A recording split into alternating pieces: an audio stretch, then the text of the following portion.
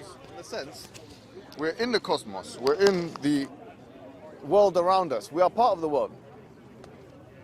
But here's what I would say. Look, I agree with you that we don't want to follow any man-made religions. And I also agreed with your point that God is gender neutral, right? So it can't be a man and it can't be a woman, right? So all of these points are things I would say are agreements. Here's what I would say though. If you agree that there is a reasoning behind everything that exists, and that reasoning is attributed to a higher power, let's say that higher power is God, for the sake of argument. Now what is, pardon? An easy one, yep. Yeah, all right, so this higher power now has created everything around us. I think you've come to that conclusion. Okay, fine. Everything is not just a random generation. What is the relationship we should have with that particular higher power? And what you seem to be communicating to me, which I agree with you to some extent, is that that relationship we should have with the higher power is one which everything else in creation is having with that higher power.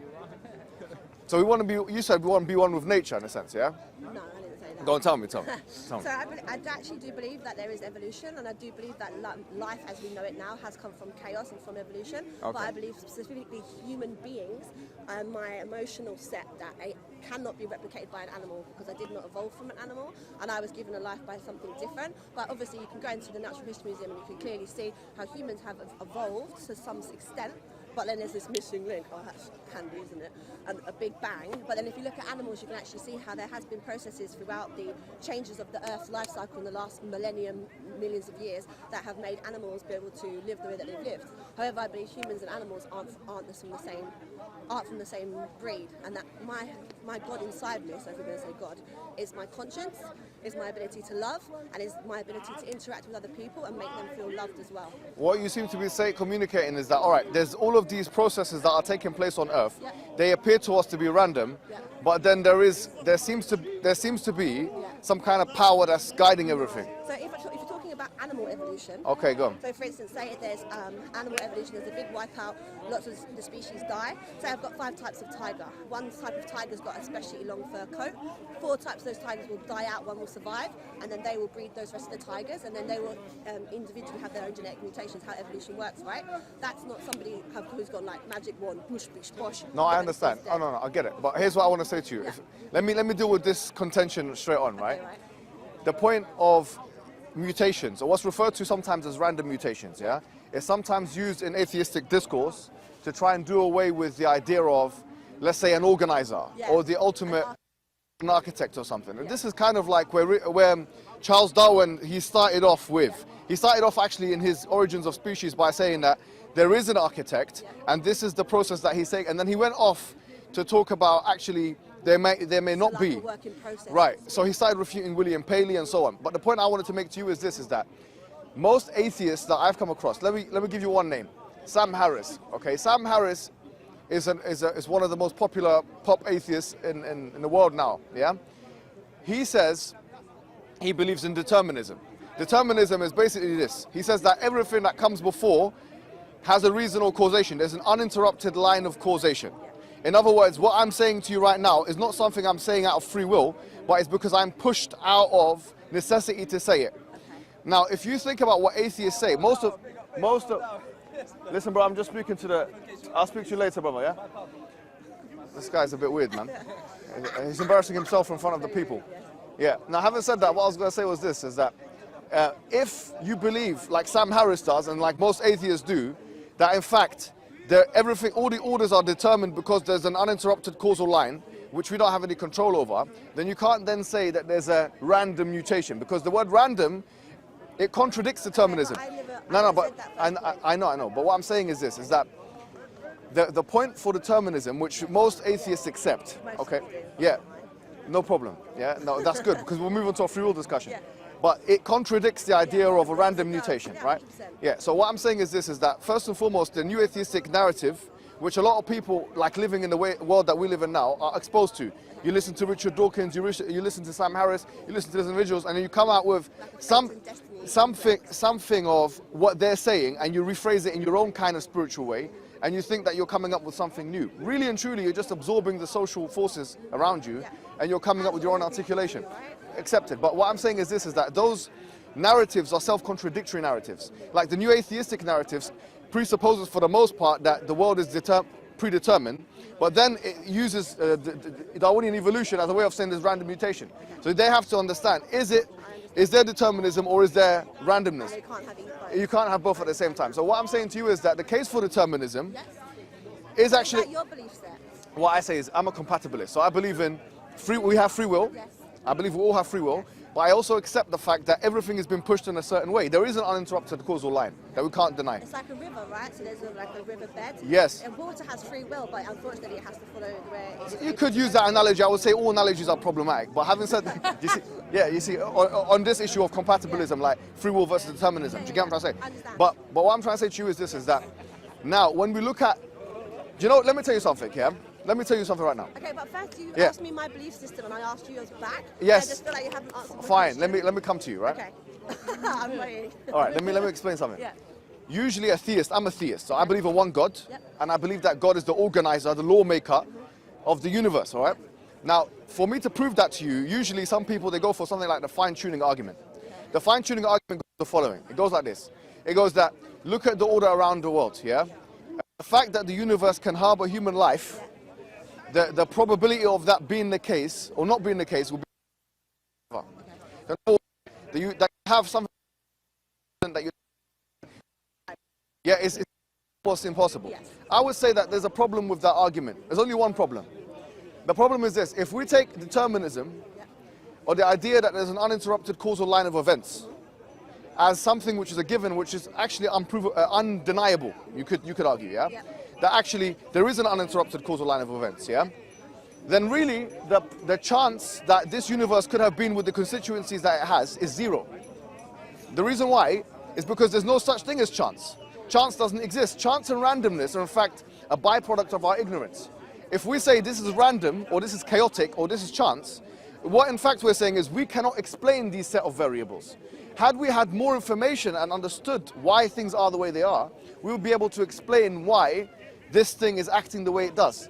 So in other words, the idea of chance factors contributing to the reason why things are the way they are is, even by the admission of atheists themselves, Sam Harris case in point, an impossibility from a philosophical perspective. So therefore, I would say to you, number one, I believe that there's an organizer, a lawmaker of the universe. My proof for that is that there couldn't have been chance, not because of the probability, like I've used before the example. If I took a bag of letters and I threw it on letters, L-E-T-T-E-R-S, no, not letters, no. If I took a bag of letters, yeah, and like let's say 1 billion letters, yeah, and I shake it up nice and good, and I throw it on the floor, it's not going to be William Shakespeare's Macbeth. So that you must have heard that argument that if you gave 100 monkeys typewriters, type it, yeah. But what I'm saying, good. But what I'm saying to you now is that chance does not exist, and there's no way of you proving it. So for me to say, okay, look, okay, go on. I'm asking. Yeah. I'll get a bag of 1 billion letters, and we can stand here for 100 Good. years. But now the 100 monkeys being... There's Listen. no chance, but it's a chance. But, and of course chance exists. But Lindsay... Why is it Lindsay? Call me Lindsay. Oh, sorry, was You haven't asked my name yet. Oh, I'm Angela. No, I don't shake hands with women for religious reasons. Yeah, for religious reasons. In that case, I don't think I can speak to you anymore. Why? Is that what? Because I think that's really offensive. No, that's okay. But hold on. Shake hands No, but hold on. Let me tell you something though, yeah? This is good. It shows you that they're incapable of having conversation with someone who doesn't believe in certain values. So they wouldn't be shaking hands with a tribal leader in Africa. They'd walk away from them. Because you're not allowed to shake hands with tribal leaders in Africa. If you had a Jew, you wouldn't shake hands with them because an Orthodox Jew. So in other words, if you don't believe in our liberal values the way we accept them and the way we shape them and the way then we're not going to have conversations with you. So that's intolerance. That's liberal intolerance. And I'm very happy it was on camera. Walk away. It's feministic intolerance. White person's intolerance. Very good. I'm very happy. Walk away. Because you know what? I'm going to speak to people on my terms. You know, if you don't want to touch me, you don't have to touch me. I'm not going to force you to touch me. Do you get what I'm trying to say? And this is the ridiculousness of feminism. Let's move on the subject now. Let's change the subject to something else. If a woman, think about this from a second wave feministic discourse. If a woman decided that she doesn't want to be touched by a man, and that was her feministic stance, that actually I don't want to be, you know, touched by a man, etc., then it would be a matter of stance, a matter of ideology. And if I were to protest against that, I'll say, look, this is the autonomous decision making of a woman who is second wave feminist, who decided that she doesn't want to be touched by a man. Why should you enforce your will to touch a man? And in the same way now, as Muslims, we're being forced to do certain things, like having a discussion with someone in the park, and at one point she says, okay, I'm not going to speak to you because you're not shaking my hand. So what's next? The point is this, is that as Muslims, we don't need to deal with people like that, to be honest with you. As conservative, or whatever you want to call us, orthodox or traditionalist Muslims, if you don't want to speak to me on my terms, look, I'm accepting the fact that you might be a homosexual. I only ask for your pronouns. I mean, I don't even know what you are. If you're man or woman or whatever, you know, Lindsay or whatever your name is, Jack, John, and your boyfriend or your girlfriend, whoever it is that you had with you. Because I don't know the pronouns of that individual that you had with you, that both of you walked away. But for me, say for example, I'm not in favor of transgenderism as a stance, that you can actually change your biological sex from man to woman. I'm happy to have a conversation with someone who identifies themselves as a woman, even though they're biologically born as a man. Why? Because this is meant to be a free discussion with people that believe in different things. You can't handle it when someone doesn't want to shake your hand or touch your body, or doesn't want you to touch their hand or shake their body. What's wrong with you? You know, at the end of the day, this is liberal, the muscular liberalism that David Cameron was talking about, which in fact is an impingement of traditionalist rights. We as Muslims have to stand here and say, you know what, if you don't want to talk to us on that basis, then we don't need to talk to you anyway. Because as Muslims, we have our own standards. And our own standards are based on Quran, Sunnah. If you can't accept that, if liberalism can't, and its permutations, feministic, liberalistic permutations, can't tolerate anything other than itself. Listen carefully. If liberalism and its feministic permutations cannot tolerate anything other than itself, I say to you, then what kind of liberalism is that? You don't even understand this ideology that you claim to believe in. If you're a free-willed, someone who believes in free will, as her point was, and liberalism, then really, why should you force me to touch you? Why should you force me to touch you? This whole thing of, and it's been part of the discourse nowadays, shake my hand or else. What? I'm a traditionalist Muslim. I might decide not to shake your hand. What, am I forced now to do something outside of my will? Because that becomes a kind of totalitarian system. You got to do this and you got to do that. All right, let's go to the synagogues and force the men and women to be together. Let's go to the synagogues and get the Orthodox Jews and get them to shake your hand. Same thing. Let's go to, and that's why we don't see them. We don't see those kinds of discourses with Jews. It's very unfair. When you look at, actually, I was looking recently on a Daily Mail newspaper, and they were showcasing the marriage between Jewish Orthodox people. And in that marriage, there was a separation between men and women, a full separation between men and women. Now think of this.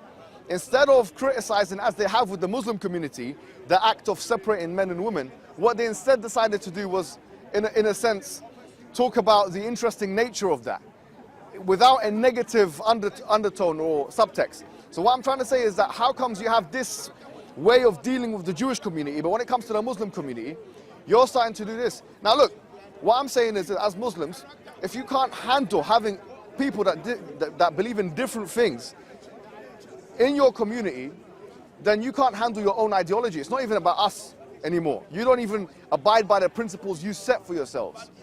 And so we have to retune the narratives. I think that nowadays there's a white person getting too rowdy like that.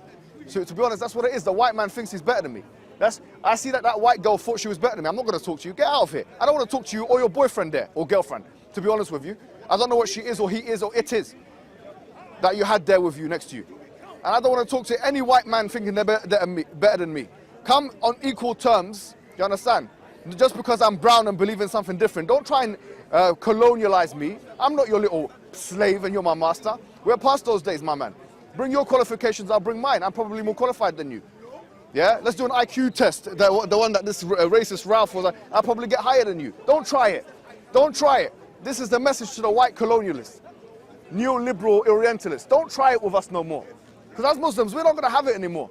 And not only as Muslims, as ethnics in this country. If you can't handle the fact that we have baggage from other countries, you shouldn't have called us after the Second World War and your infrastructure was banged up. And you needed some blue-collar workers to fix up the country. Because we are the outgrowth of that. We are the children of those immigrants that you called over. If you don't really like it, that you have brown people with different beliefs in your country, then your forefathers are the ones who called us here. If you don't really like it that you have Muslims in this country, don't call yourselves liberal no more. Just move to an authoritarian style government. We got no time for you. Yeah? At the end of the day, your liberalism means nothing to us. And that's why I say that the white colonial overlord narrative It's bankrupt now. We don't need it no more. Woman walking away because I don't want to shake her hand. What's next? What, you want me to lick something? Or kiss something? What? What, seriously? Oh, maybe 3 years from now, a woman's going to do this and show me her breast and say, look, this is the white man's way of greeting. Can you touch my breast? I say, look, man, I'm not really into touching the breasts of other women. I say, but this is how we do things in our country. No, seriously. I say, okay, well, touch the breast. I say, look, man, I'm not going to touch your breast. I say, no, touch these, both. Next thing, get on your knees, please. No, seriously, like what? Where is it gonna end? If you shake the hand today and they try and force you to do that, next thing is touch the breast. What? Why should I touch your A cups or whatever you got? I don't want to do that, I'm afraid. So at the end of the day, I think that the narrative ends here and the buck stops here. We've had enough. We're not going to do what you want. And by the way, you have no legal right over me. You can't say, oh, you have to shake it. No, thanks. No, thank you. And your boyfriend that you had there, what? Your little boyfriend that you had, I'm not sure what his pronouns or her pronouns are. Yeah, we want to play the game. I don't know. What is it he or she or it? I don't know. What, should I shake his hand as well? I don't even know if he's a man or a woman. So next time, don't try it. Okay, next time, don't try it. And the neo-colonial narrative ends here. So as Muslims, we have to, we start growing the confidence again.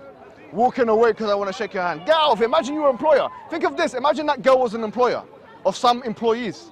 Think of that for a second. Imagine that girl, if I was a Muslim trying to look for a job. And by the way, this happened to me. Yeah? And I'll tell you some secrets, by the way. I'm going to tell you some secrets. I was looking for a job as a young man. I knew that the first thing the white woman does is what? Bring her hand out. Shake my hand. What? We don't believe in... There are some interpretations of it, but I take the traditionalists understand. Take my hand, I can't shake the hand. I know already I've got the qualifications, I got the grades, I got, whatever, but because I didn't shake her hand, what's going to happen? I'm not going to get the job. So, I'll tell you a secret I haven't told anyone before. Let me tell you a secret. What's your name, brother? Abdul Qadir. Let me tell Abdul Qadir a secret right now. Yeah? At one point, I was looking for a job. Going to one place, another place, and they all kept putting up their hands, and I was like, I can't do it, yeah? So what I decided to do was this. I went to I'm not going to mention what job it was, yeah? I went to the interview. And I wore some funky clothes. Not like what you're wearing.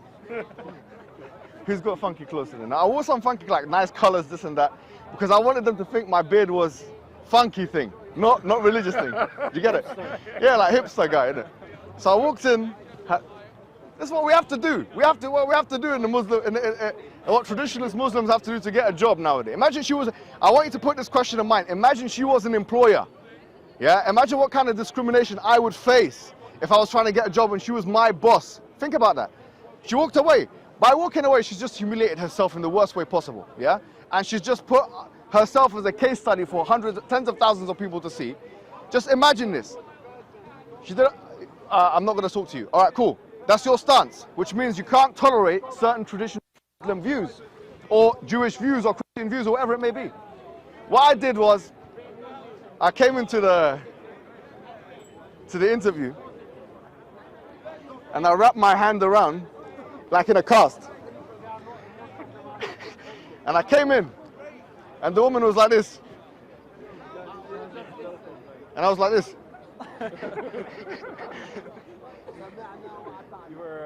Now, I had the cast on. Now, I didn't say to her my hand was broken or nothing. I just, And then this woman was persistent. So she tried to go for the other hand.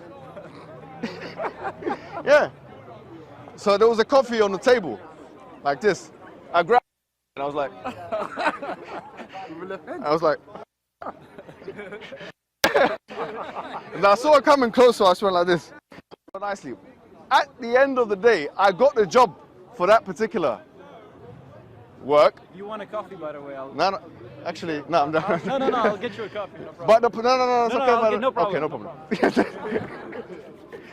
I got the job at the end before something happened and I had to leave that job out of no choice of my own. But the point I'm making is that these are real life issues for Muslims, traditionalist Muslims in the world today.